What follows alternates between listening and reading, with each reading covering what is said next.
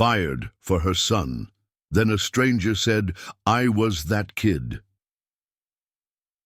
The rain hit the pavement in heavy slanted sheets as Ava Cole ran, one hand gripping her son's hand, the other clutching a soaked handbag that kept slipping off her shoulder. Her breath came in sharp, panicked bursts. Her heels clicked against the wet sidewalk like gunshots, and her mind was a blur of excuses and prayers. "Mommy, I'm cold," 5-year-old Leo whimpered beside her. "I know, sweetheart." "We're almost there," Ava gasped, pushing open the glass doors of the Dentwell and Price building. Inside, everything was too bright, too quiet. The pristine marble floors, the sleek chrome furniture, the subtle scent of expensive coffee. It all screamed wealth and power. Ava's drenched coat and shivering son didn't belong here. The receptionist looked up, blinking. Her gaze fell to Leo, then narrowed. "You're late, Miss Cole," she said flatly. "Mr. Dentwell is waiting." Ava gave a quick, desperate nod. "Can you watch him for a few minutes? No child care on company premises." The woman cut her off. "You'll need to take him with you." Ava's heart sank. She led Leo through the long hallway. As they walked past rows of desks, she felt eyes on her, cold, judgmental, curious. She heard someone whisper, "She brought her kid again?" And her stomach twisted. She knocked once on the tall glass door. At the end, "Come in," a voice said. Jordan Dentwell stood behind his desk, tall, clean-cut, and sharp as a blade. His dark suit looked like it cost more than her rent. He didn't smile. Beside him sat Meredith Gray from HR, clipboard in hand. Ava forced a breath and stepped in, Leo hiding behind her legs. Jordan didn't even glance at the boy. "Close the door, Ava," she obeyed. Then he spoke, calm but cold. "Do you have any idea what kind of damage you caused today?" Ava swallowed. "I didn't have a choice. My sitter cancelled, Leo has a fever, and you brought a sick child to a conference with international clients," Jordan snapped. He interrupted the presentation, cried through half of it, and then threw up on Mr. Tanaka's briefcase. Ava flushed. "I tried to step out, but no one helped me. I apologized." "Dentwell and Price isn't a daycare," Meredith said, voice emotionless. "This isn't the first time, Ava. You've been warned. 3 write-ups in 6 months. I'm trying my best," Ava said, voice breaking. "I'm a single mother. I have no family, no backup." Jordan's eyes were like stone.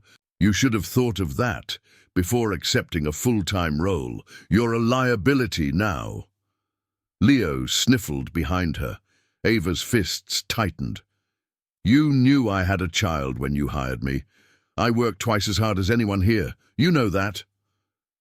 "You're emotional," Jordan said, checking his watch. "You can collect your things. Security will escort you." And just like that, it was over. Her job, her paycheck, her health insurance. Gone. Ava stood frozen as Leo tugged her coat. "Mummy, are we in trouble?" She didn't answer. Her throat was tight. She walked out of the office with her head low. No one made eye contact. No one offered a word.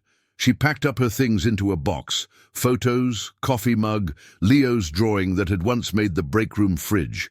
Outside, the wind slapped her face like punishment. She held Leo close, balancing the box, her purse and her breaking heart, as she walked to the bus stop. Her shoes were soaked, her fingers numb, her thoughts spiraling. That night, she sat on a bench under a cracked shelter outside the train station. The fluorescent light above her flickered and buzzed. Leo had fallen asleep in her arms. His fever was rising, his cheeks were flushed. Her phone showed $42 in her bank account. She had eggs at home, a half loaf of bread, and overdue bills. She didn't know what to do next. Then a man sat beside her. She hadn't heard him approach. He was tall, maybe mid-40s, dressed in a long, dark coat with a grey scarf. His umbrella rested neatly beside him. She moved slightly. "Away!" "I saw you today," he said softly. Ava stiffened. "Do I know you?" "No," he replied, "but I know what happened." She blinked at him. You were in the building? He nodded. On the top floor. I saw you walk in with your son. I saw you leave with a box. Her eyes narrowed. You spying on me? He smiled gently. I was that kid once. Her breath caught. What? My mother, he said, looking out at the rain. She worked 2 jobs. Sometimes she brought me with her. One day she got fired. I never forgot how scared she looked. Ava said nothing. I'm sorry that happened to you, the man said quietly. She glanced down at Leo, then back at the stranger. Why do you care? He reached into his coat and pulled out a sleek, heavy card. It was black with silver lettering. Dr. Elias Mercer, founder and CEO, Mercer Human Capital Group. She stared at it. Mercer, you're that Mercer? He nodded. I thought you were... Mercer Group is huge. I applied there once, got a rejection in 3 hours. He smiled faintly. You probably scared someone. She shook her head, overwhelmed. What do you want from me? Elias turned toward her fully. I'm offering you a job. Her mouth opened. You don't know me. I know enough, he said. I know resilience when I see it. She laughed bitterly. You saw a desperate mother begging not to be fired. That's not strength. No, he said. I saw a woman holding her ground with grace while being humiliated in front of her child. That's strength most people can't fake. Ava stared at him, struggling to breathe. Elias continued. I have a position open, project analyst. It's remote, flexible hours. Good pay, benefits, and a manager who doesn't punish motherhood. She blinked rapidly. Why are you doing this? His eyes softened. Because someone did it for my mother once, and it changed our lives. He stood, adjusting his umbrella. Think about it. Before she could respond, he slipped something into her coat pocket. She looked down. It was another card, this one handwritten. You saved someone once. Now it's your turn. She looked up, but Elias was already walking away, disappearing into the rainy street. She wanted to call after him, to ask more questions, to know why her broken moment had somehow connected to his past. But her voice didn't come. All she could do was stare at the card, the words echoing in her mind, the offer, the past, and a secret file. She wasn't supposed to see Ava didn't sleep that night. Not really. She lay on her mattress, fully clothed, staring at the ceiling, Leo's tiny body curled against hers. The apartment was quiet, too quiet. The silence wasn't peaceful. It was loud with thoughts. She kept replaying that moment on the bench, the man, his words, the card. You saved someone once. Now it's your turn. What did that even mean? Her phone buzzed the next morning. A message from a number she didn't recognize. Dr. Elias Mercer, just confirming Leo is feeling better.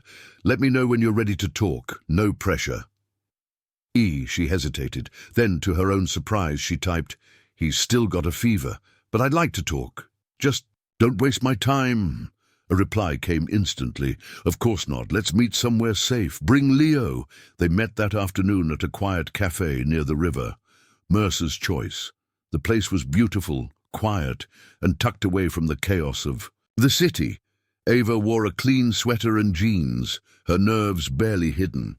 Leo sat beside her with a warm juice box, coloring in a borrowed sketchbook. He was still pale, but smiling again. Elias arrived exactly on time.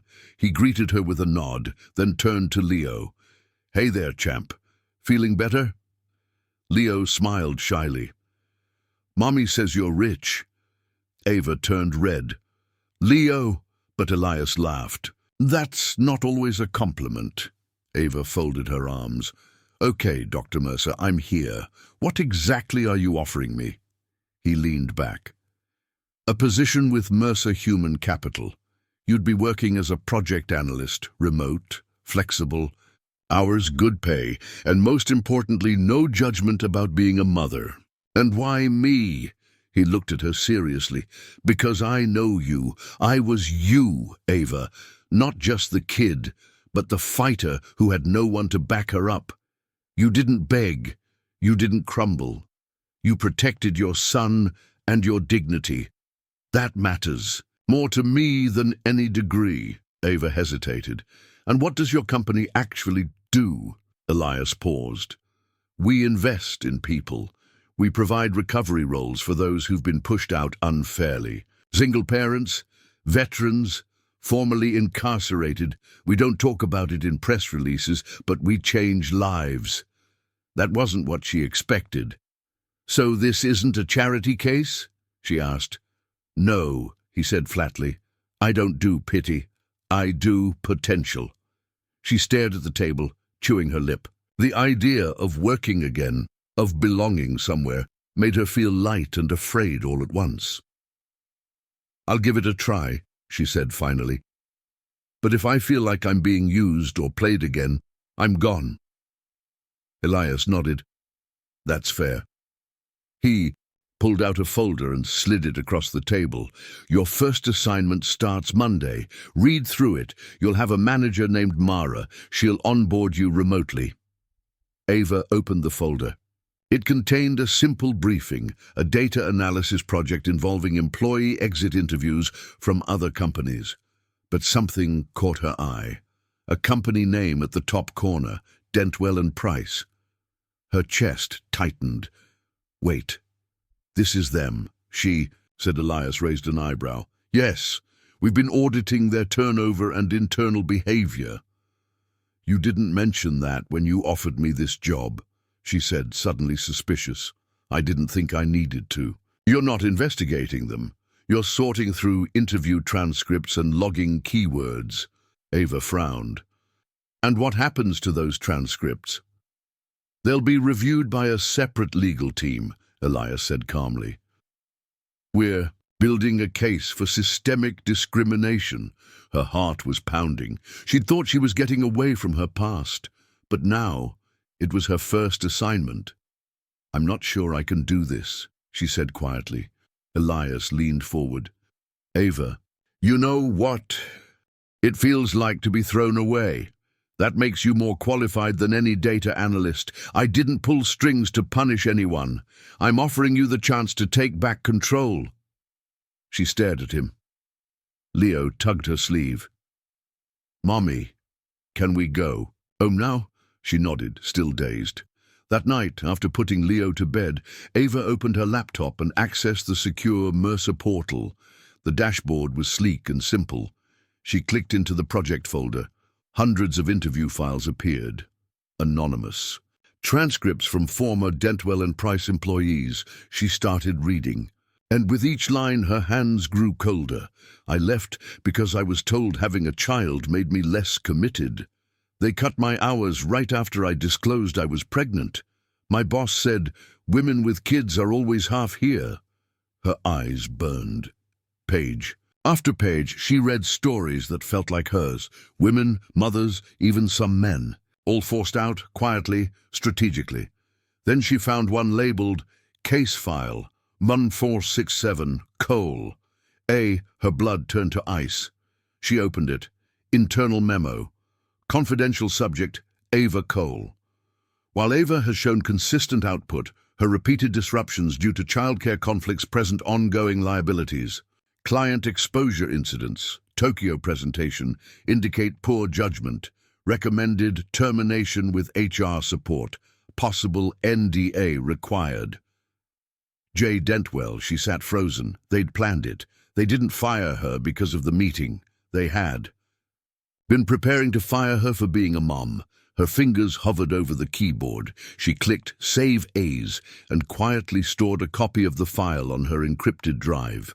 2 days later, she had her first virtual meeting with her manager, Mara. The woman was warm, direct, and extremely efficient. We don't micromanage here, Mara told her. Work when you can. Be honest. Just communicate. Ava nodded.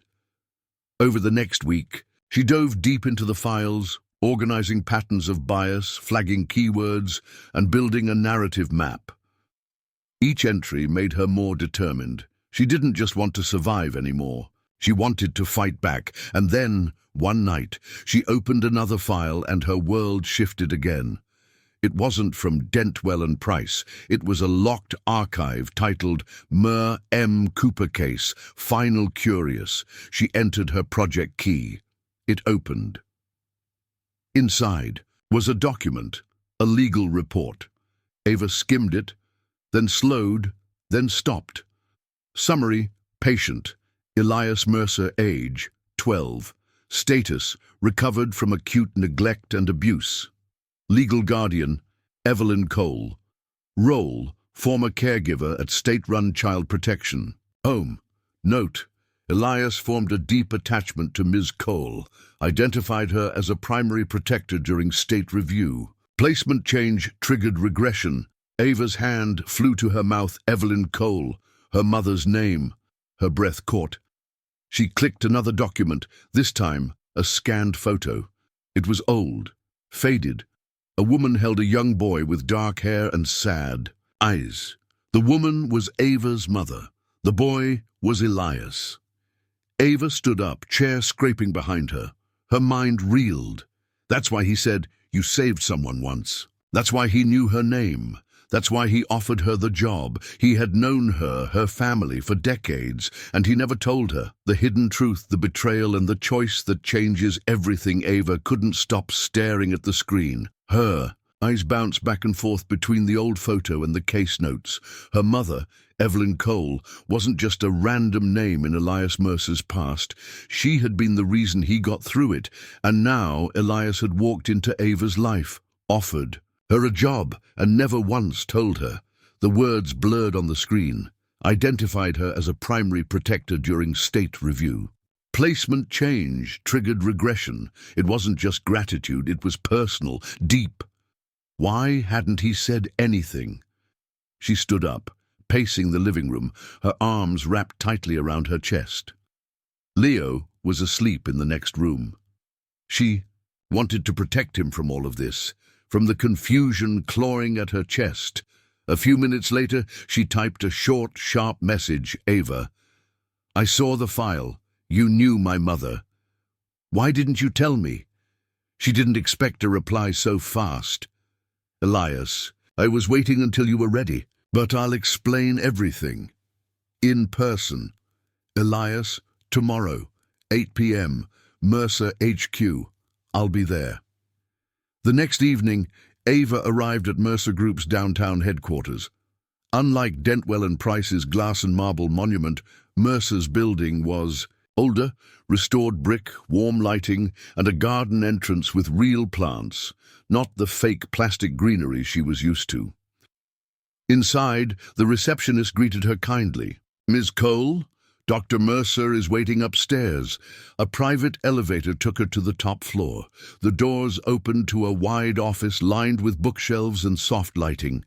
Elias stood by the window watching the city lights. I found the file, Ava said coldly as she walked in. He turned slowly. I know.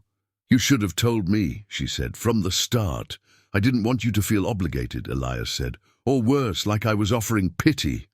This job was never about my skills, she snapped. It was about her. No, Elias said, stepping closer. It was about you. Your mother saved my life, yes, but I saw your strength before I ever connected the dots. When I realized who you were, I knew this wasn't coincidence. This was something right.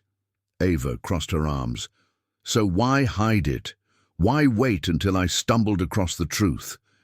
Elias looked genuinely pained.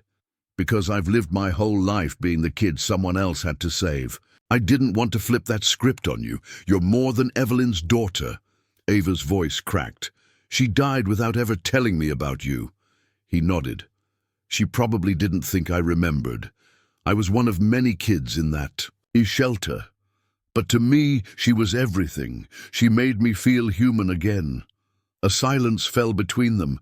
Then Elias reached into his drawer and handed her a small envelope. She wrote this. For you. I found it in her old case notes years ago. I kept it. I didn't know if you ever got it. Ava opened it with trembling fingers. The handwriting was shaky but hers. Her mother's. My Ava, one day you'll feel like the world is crushing you. I pray someone is kind to you then, because you were always the best part of me.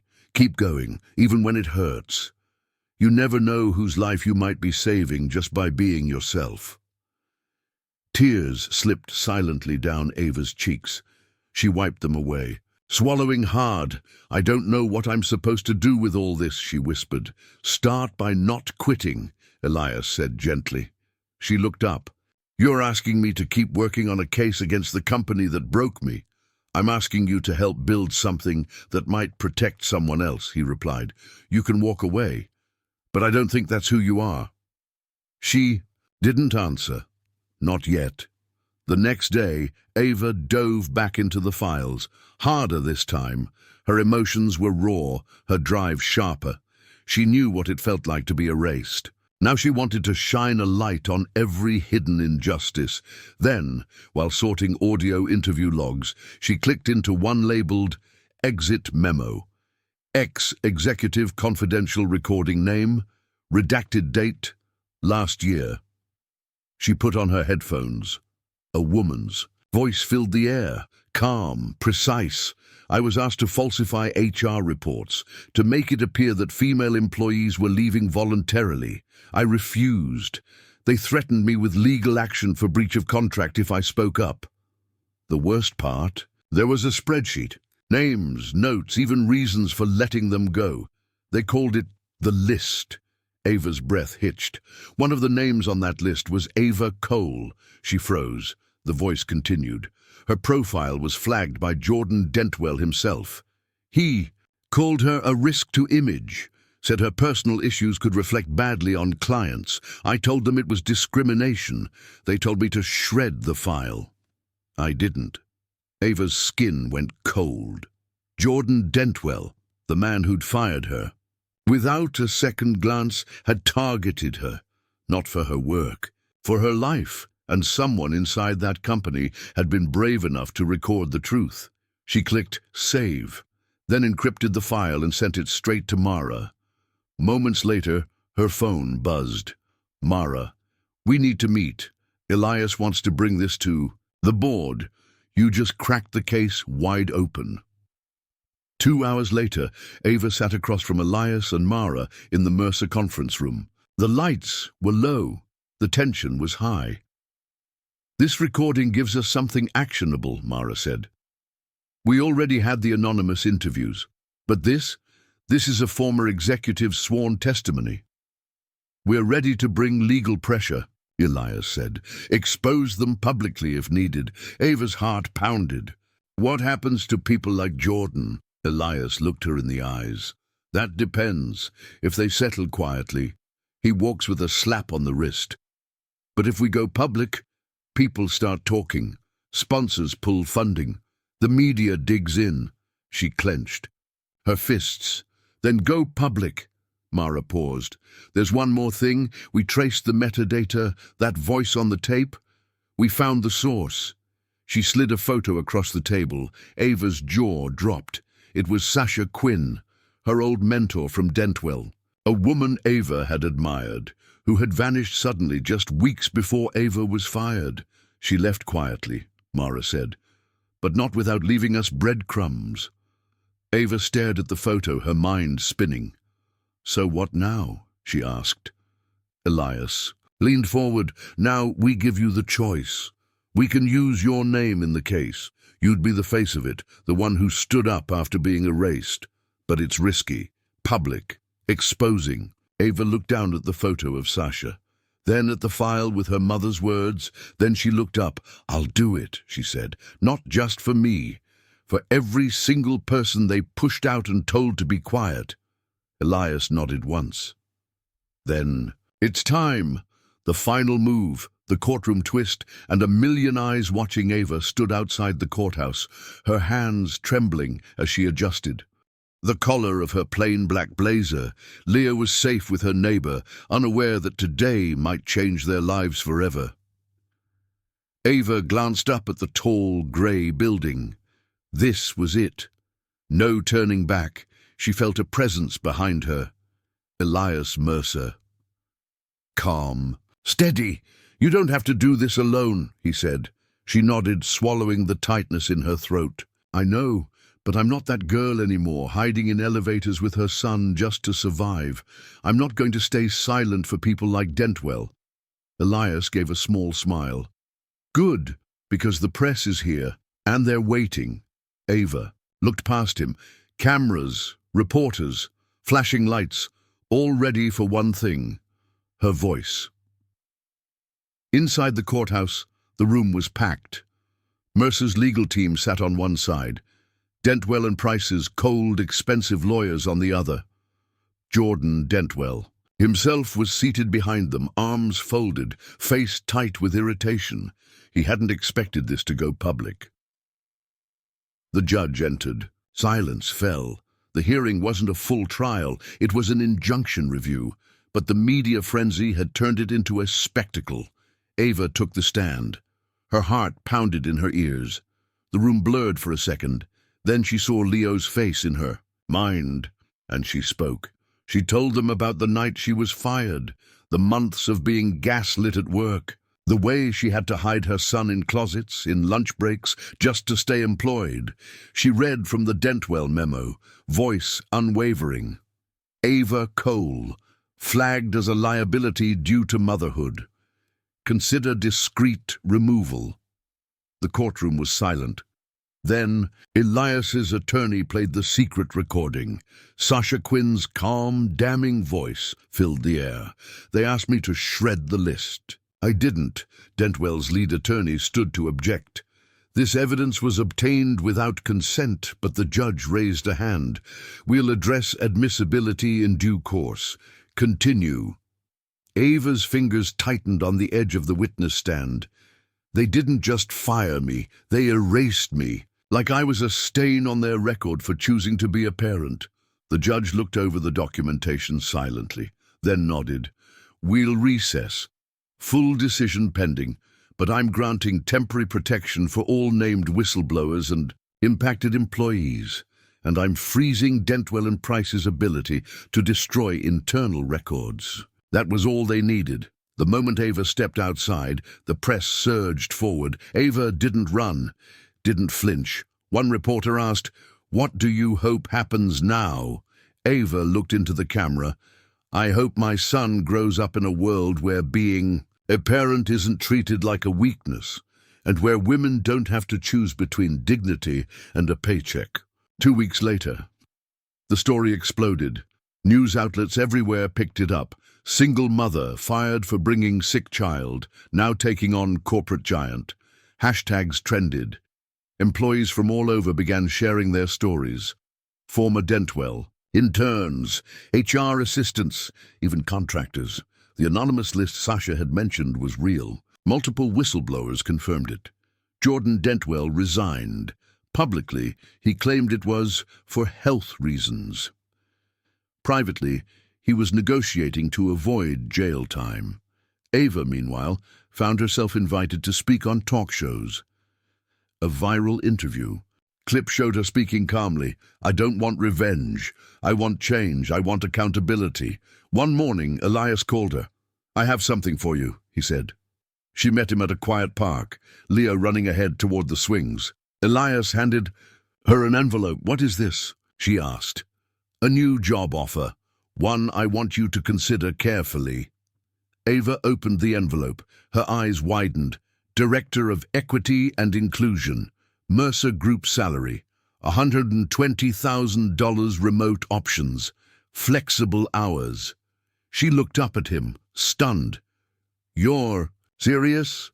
"You've lived it, Ava," Elias said. "That makes you more qualified than any consultant with a PhD and a corporate resume. You helped bring down one of the most powerful firms in the state. You didn't just speak, you listened, organized, and changed lives." She stared at the paper, her throat thick with emotion. "You think I'm ready for this?" Elias smiled, gently. "I know you are. Your mother would be proud." A long silence passed between them. Ava nodded slowly. "Then I'm in." 1 month later, Ava walked into Mercer Group's HQ. Not as a temp or an assistant, but as a director. Her nameplate on the door. Her photo on the company newsletter. The office was buzzing. People greeted her by name. She brought Leo in one day, nervously, but no one stared, no one whispered. Instead, they smiled, brought him crayons, treated her like a human. That afternoon, she walked into a meeting where they were developing new support systems for working parents, childcare stipends, emergency leave, mental health options, all because of her. That evening, Ava sat on her tiny balcony, Leo asleep inside, the city skyline glowing in the distance. She pulled out the note from her mother again, the words still smudged from tears. You never know whose life you might be saving just by being yourself. A quiet smile formed on her lips. She had thought the world broke her, but maybe, just maybe, it had built her into someone stronger.